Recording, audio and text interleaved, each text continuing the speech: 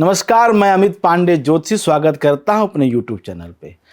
आज इस खास कार्यक्रम में हम बात करेंगे नवरात्र के अष्टमी और नवमी पूजन के बारे में, कन्या पूजन के बारे में और महानिसा पूजन के बारे में।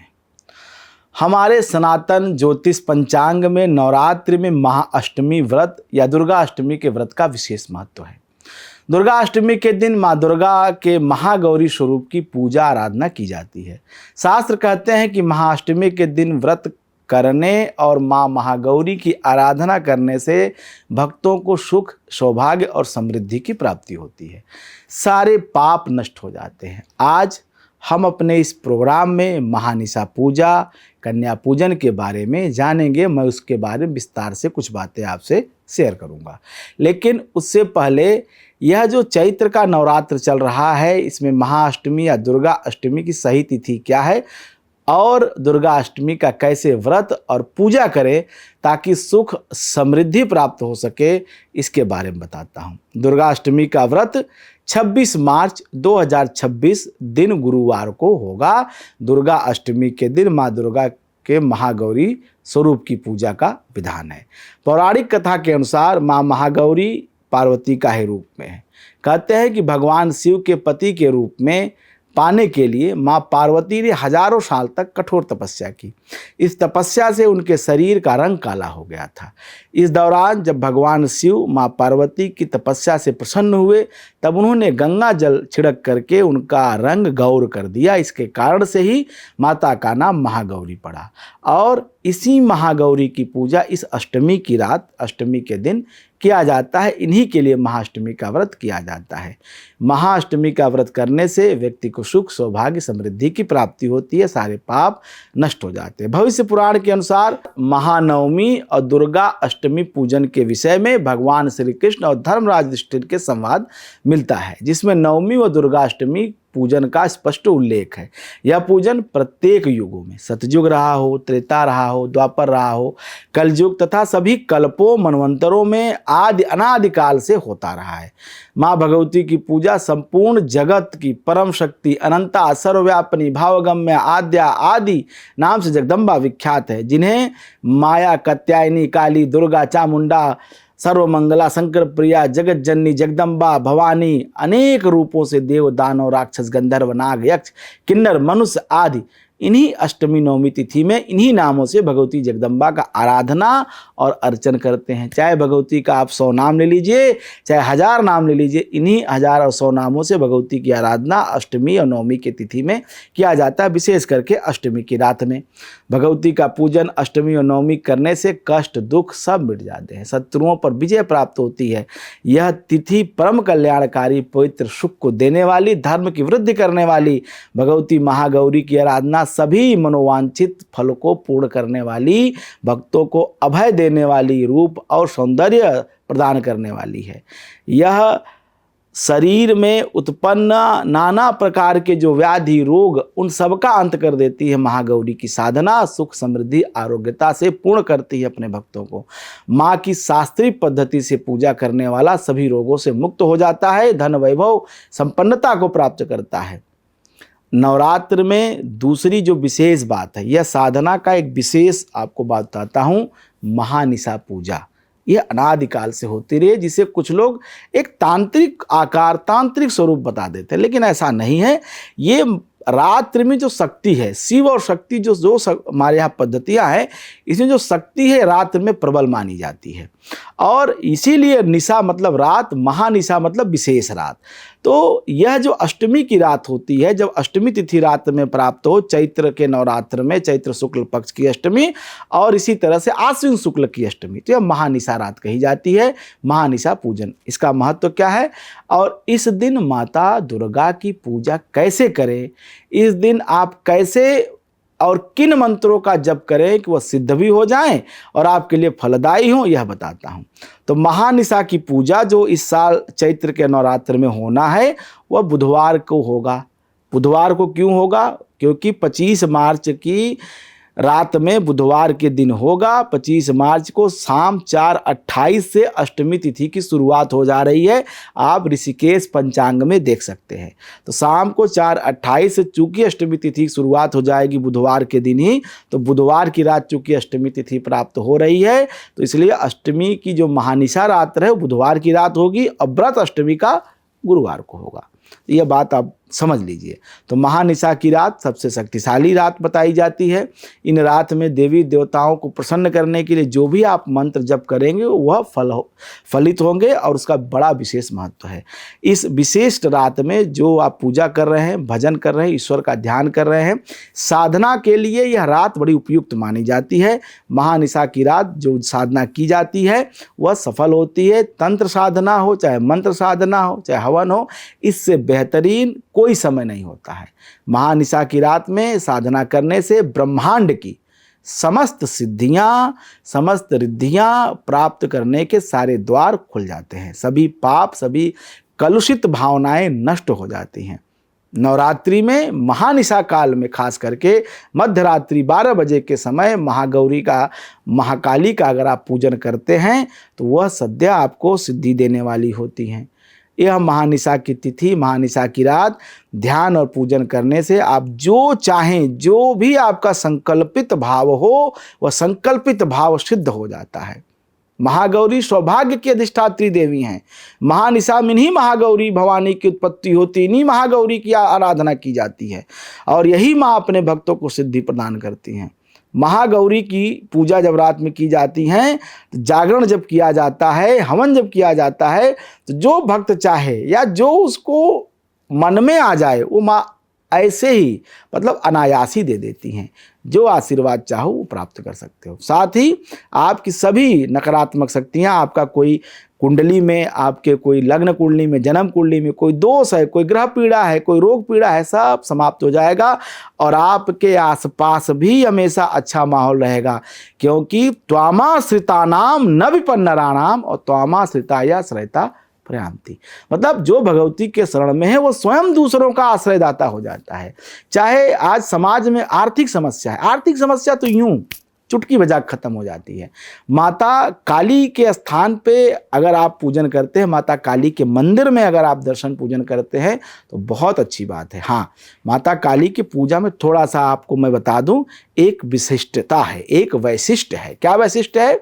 माता काली को बलि चढ़ाई जाती है। अब बलि सुनते ही लोग घबरा जाते हैं, अरे रे बलि मतलब नहीं, जानवरों की बलि नहीं, बलि दी जाती है नारियल की, बलि दी जाती है नींबू की, बलि दी जाती है जायफल की, बलि दी जाती है लौंग की, बलि दी जाती है कद्दू की। आप समझिए, बलि के वो बहुत बुरी तरीके से समाज में प्रचलित किया गया। लोगों ने अपने कतिपय स्वार्थ को पूर्ण करने के लिए हमारे धर्म को विध्वंस किया। नहीं, सात्विक बलि दी जाती है तो आप नारियल की बलि दीजिए महाकाली को। राजनैतिक लोग जो विजय चाहते हैं, जो राजनीति में सफल नहीं हो रहे हैं, ऐसे राजनीतिक लोग अगर अपनी विजय चाहते हैं तो महानिशा की रात में आप नारियल की बलि दे सकते हैं। दुर्गा सप्तशती में कुछ ऐसे मंत्र हैं, कुछ ऐसे पाठ हैं जो अगर आप प्रयोग करें तो आप विजय प्राप्त कर सकते हैं। लेकिन कब करना है? महानिशा की रात में। इसी रात में आप मुकदमे से जीतने के लिए, राजनीति में सफलता प्राप्त करने के लिए माँ पीताम्बरा, माँ बगलामुखी का भी आप अनुष्ठान कर सकते हैं। पीले वस्त्र में कुश के आसन पर हल्दी की माला से अगर आप माता पीताम्बरा का अनुष्ठान करते हैं, ओम ह्रीं बगलामुखी सर्वदुष्टानां वाचम मुखम पदम स्तंभे जीवाम कीले बुद्धि विनाशे ह्रीं ओम स्वाहा का ये पीताम्बरा का मंत्र है। अगर आप इसका जप करते हैं तो चाहे रोग हो, चाहे मुकदमा हो, चाहे कोई आपके ऊपर विरोधी आपके पीछे पड़ा हो, ये सब बाधाएं, सब बलाएं दूर हो जाती हैं।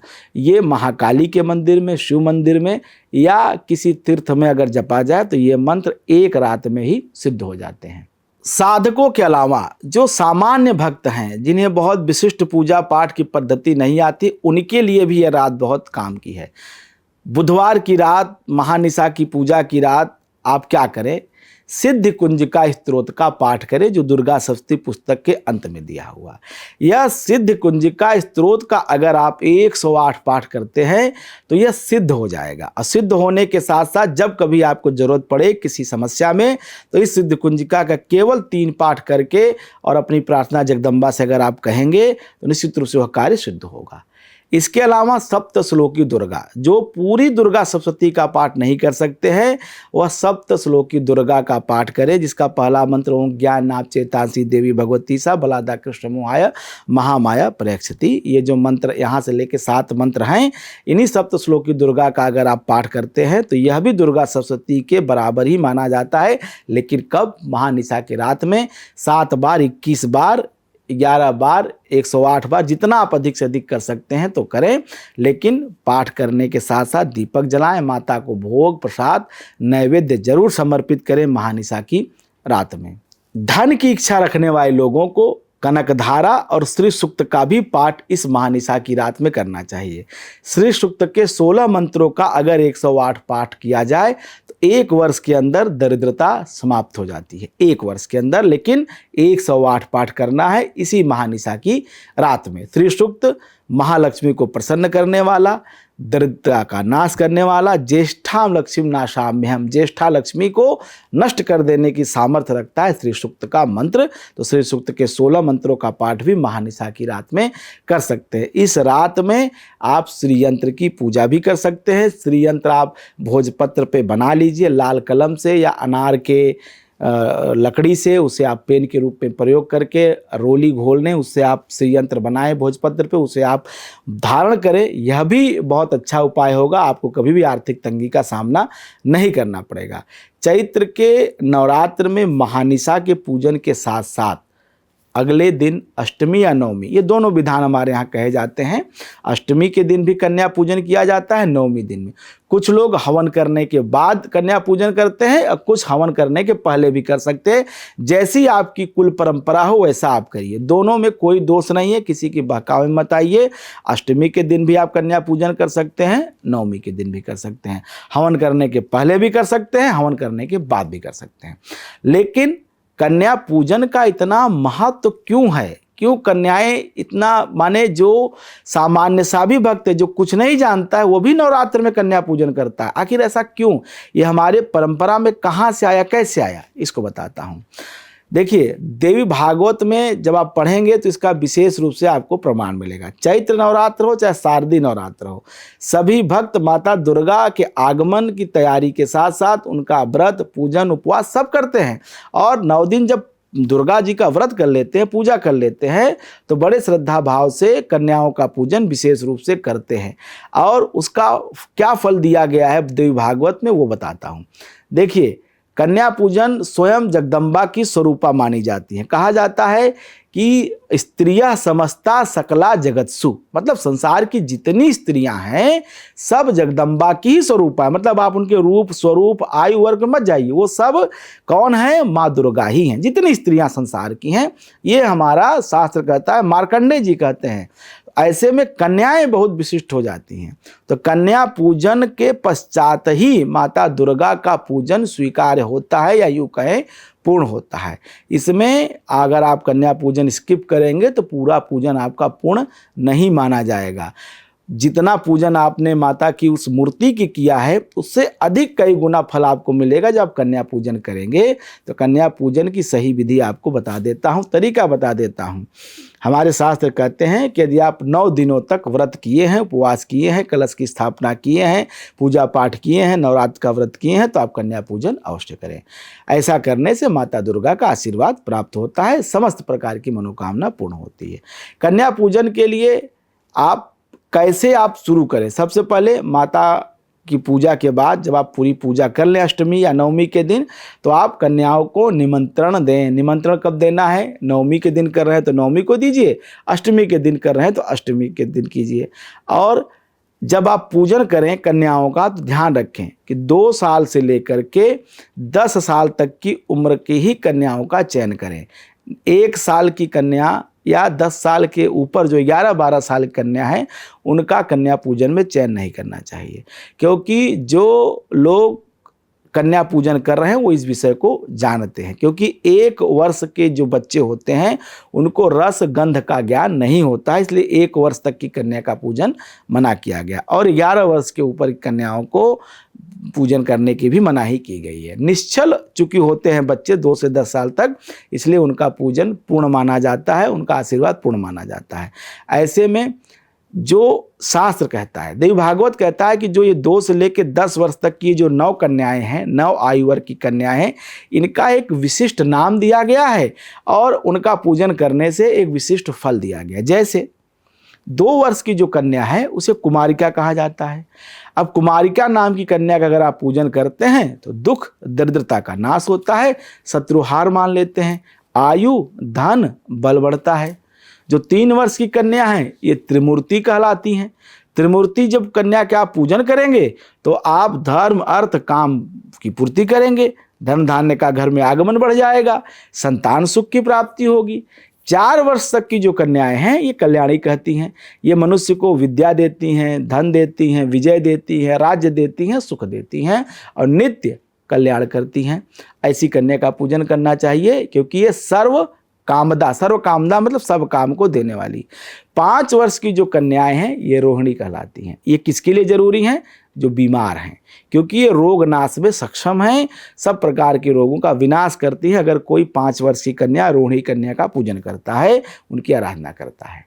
6 वर्ष की आयु की जो कन्याएं हैं वो कालिका कहलाती हैं। शत्रु पीड़ा खड़गंग चक्र देशा परिगान चूलम सुंडीश्रम, ये 6 वर्ष की जो कन्या है कालिका कही जाती हैं। इनका भक्ति पूर्वक अगर आप पूजन करेंगे तो आप भयमुक्त हो जाएंगे, शत्रु पीड़ा से मुक्त हो जाएंगे। 7 वर्ष की जो कन्या है ये चंडिका कहलाती हैं। धन तथा ऐश्वर्य प्राप्ति की अभिलाषा है तो चंडिका की पूजन करें, अर्चना करें। 8 वर्ष की कन्या सांभवी कहलाती है। सम्मोहन दुख दरिद्रता नाश न्यायालय में विजय होती सांभवी कन्या, अर्थात 8 वर्ष की कन्या का पूजन करें। जो 9 वर्ष की कन्या है वो साक्षात दुर्गा हैं। हर किसी कार्य की सिद्धि के लिए, परलोक में सुख प्राप्ति के लिए 9 वर्ष की कन्या का पूजन जो दुर्गा है करना चाहिए। 10 वर्ष की कन्या सुभद्रा रूप कही गई। सुभद्रा रूप की पूजन अगर करेंगे तो आप अपनी मनोकामना पूर्ण करेंगे। सुभद्रा रूप की पूजन करने से सब मनोकामना पूर्ण होती है, संकल्पों की सिद्धि होती है। 10 वर्ष के ऊपर की कन्याओं का पूजन नहीं करना चाहिए। इसी 2 से लेकर 10 वर्ष की आयु वर्ग की कन्याओं का पूजन करने से जो फल प्राप्त होता है वो मैंने आपको बता दिया। इस तरह से अगर आप पूजन करेंगे तो अच्छी बात होगी। 1 वर्ष की कन्या का पूजन नहीं करना चाहिए, क्योंकि उन्हें रसगंध का ज्ञान नहीं होता है। नवरात्र का पूर्ण फल आपको तभी मिलेगा जब आप कन्या पूजन करेंगे, अन्यथा मूर्ति पूजन का फल करने से दुर्गा प्रसन्न तो जरूर होती हैं, लेकिन कुछ न कुछ अपूर्णता रह जाती है। ये तो मैंने बता दिया कि किस आयु वर्ग की कन्या का पूजन करने से क्या फल होता है, लेकिन पूजन कैसे करना है वो बता देता हूँ। प्रेम सहित उनको घर में आप बुलाइए, उनके पैर धोइए बहुत प्यार से अपने हाथों से, और फिर स्वच्छ कपड़े से उनके पैर को धोइए, आसन दीजिए, बैठाइए, माथे पे तिलक लगाइए, चंदन लगाइए, अक्षत लगाइए, माला पहनाइए। उसके बाद जो आपके घर में उपलब्ध भोजन सामग्री हो उन्हें वह प्रेम सहित खिलाइए और उन्हें दक्षिणा दीजिए। हो सके तो वस्त्र आदि समर्पित करिए, जो भी आपकी जैसी सामर्थ्य है। और सबसे बड़ी बात, आजकल बच्चों को जो पसंद है वो चीज़ें खाने को दीजिए। प्रायः हमारे यहाँ परंपरा में है कि हलवा पूड़ी खिलाते आए हमारे बाप दादा, तो हम भी हलवा पूड़ी ही खिला रहे हैं। ये ठीक बात नहीं है। आज का जो हमारा मतलब संस्कार बदले, थोड़ी सी जो हमारी संस्कृति बदली है, अपडेट हुई है, चीज़ें बदली है, खान पान बदले हैं, उसके हिसाब से जो बच्चों को पसंद हो वो चीज़ें आप खाने के लिए दीजिए। चॉकलेट इत्यादि, फ्रूटी वगैरह, ये जो बच्चे पसंद करते हैं। क्योंकि ज़रूरी ये नहीं है कि आपने कन्या पूजन किया, ज़रूरी ये है उनकी प्रसन्नता आप पे होना चाहिए। कुछ ऐसा करिए कि वो आपसे उस समय प्रसन्न हो। तो ऐसा आप करेंगे तो निश्चित रूप से वो जो जगदम्बा की स्वरूपा वो कन्याएं हैं, अगर आपसे प्रसन्न हो गई तो आपकी पूजा पूर्ण हो गई। घर से जाते समय उनका पैर छू के आशीर्वाद ले और ये सुनिश्चित करें कि वो अपना हाथ आपकी पीठ पे जरूर रखें, आशीर्वाद जरूर दें। इस तरह से अगर आप कन्या पूजन करते हैं तो कन्या पूजन का कार्यक्रम आपके 1000 दुर्गा सप्तशती पाठ के फल के बराबर होगा, क्योंकि कन्याएं साक्षात जगदम्बा की स्वरूपा कही जाती हैं। इस तरह से नवरात्र का पूर्ण फल भी आपको प्राप्त होगा। उम्मीद है यह विषय, यह कन्या पूजन संबंधित जानकारी आपको पसंद आई होगी। हमें दीजिए अनुमति। जय मां विंध्यवासिनी।